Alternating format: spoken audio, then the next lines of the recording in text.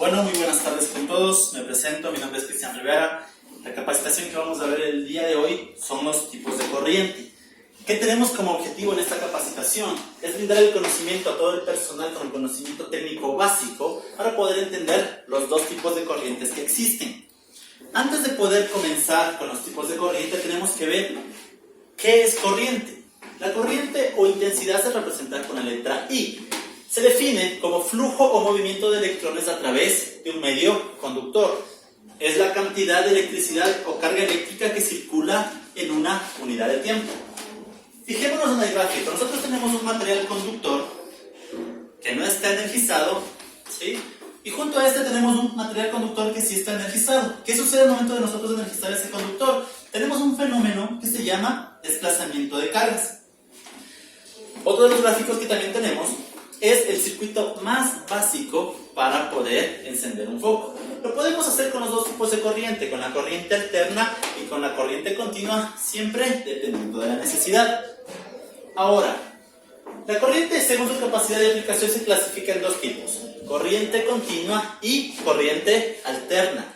¿Qué nos dice la corriente continua? El amperaje o voltaje se mantiene constante en el tiempo, mientras que en la corriente alterna el amperaje o voltaje varía en valores positivos y negativos en el tiempo. Vamos a ver con el gráfico. Tenemos dos ejes. El primero, que es el eje del amperaje o voltaje, y el segundo, que es el eje del tiempo. ¿Qué sucede con la corriente continua? Me dice que el amperaje o el voltaje se mantiene constante en el tiempo.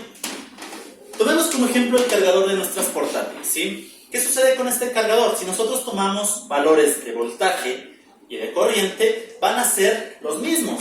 Me invento.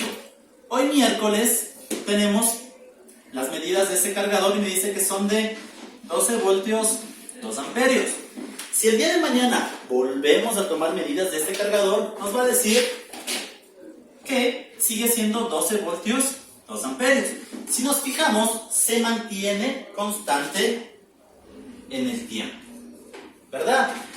¿Por qué? Sencillamente los valores de este no pueden cambiar. La placa del computador, el mainboard, está diseñado para trabajar con voltajes específicos.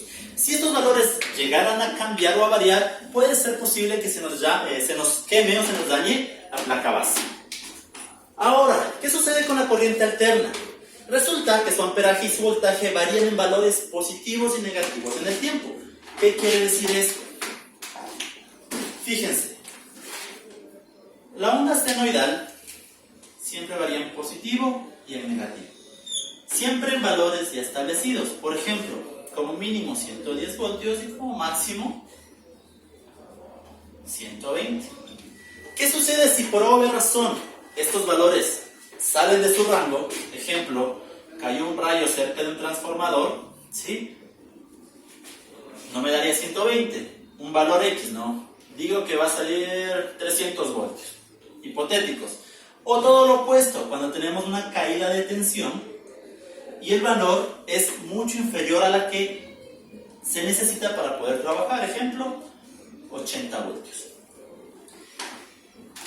Volviendo a la corriente continua, lo chévere de esta corriente es que esta sí puede ser controlada, mientras que la corriente alterna no. La corriente alterna es la que nos suministra la empresa eléctrica. Si conecto un equipo donde por obvia razón llegan 300 voltios y su placa base como mucho nos soporta hasta 200, ¿qué va a pasar con este equipo? Se va a quemar. Todo lo opuesto, si llega un valor demasiado bajo al que necesita para poder trabajar, es posible que el equipo no encienda o simplemente enciende, apaga, hasta que este también se llega a quemar.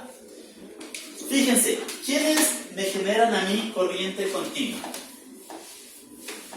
Me generan las pilas, las baterías, ¿sí? Por esa razón, la corriente continua siempre necesita de polaridad, un positivo y un negativo para poder funcionar. Necesita de los dos polos para poder funcionar. Puede ser generado por pilas, baterías, paneles, fuentes de alimentación, etc. ¿Cuál es su símbolo? Es una línea recta y debajo de esto una línea entrecortada, y su abreviatura CC de corriente continua o DC de Direct Current. ¿Qué sucede con las pilas? Fíjense, si hacemos un ejercicio muy básico en nuestras casas, Coloquemos las pilas del control remoto al revés, ¿sí? ¿Qué sucede con el control remoto? El control remoto simplemente no enciende.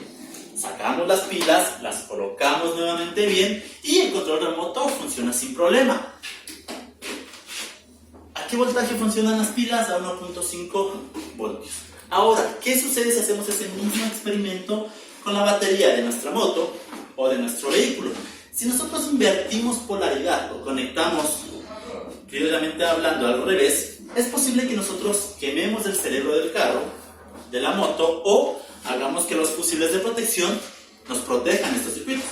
La diferencia entre 1.5 voltios y 12 voltios, que es la batería del vehículo, es no el voltaje, sino el amperaje que estos tienen. Y por esa razón es que se producen estos daños.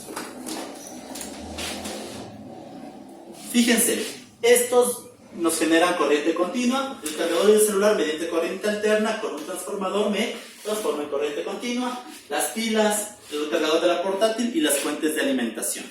Ahora, ¿qué nos dice la corriente alterna? El valor varía en forma constante y se repite en intervalos de tiempos constantes, periodos o ciclos. Su simbología es una onda senoidal que se relaciona que tiende a subir y bajar, ¿sí?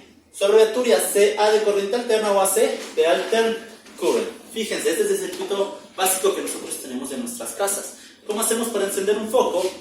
Hablando de una corriente alterna, a la fase siempre colocamos el dispositivo de control, puede ser un breaker, puede ser un interruptor, mientras que el neutro cierra el circuito, ¿sí? Y hacemos que nuestro foco se encienda o se apague. Eso es todo, compañeros. Muchas gracias.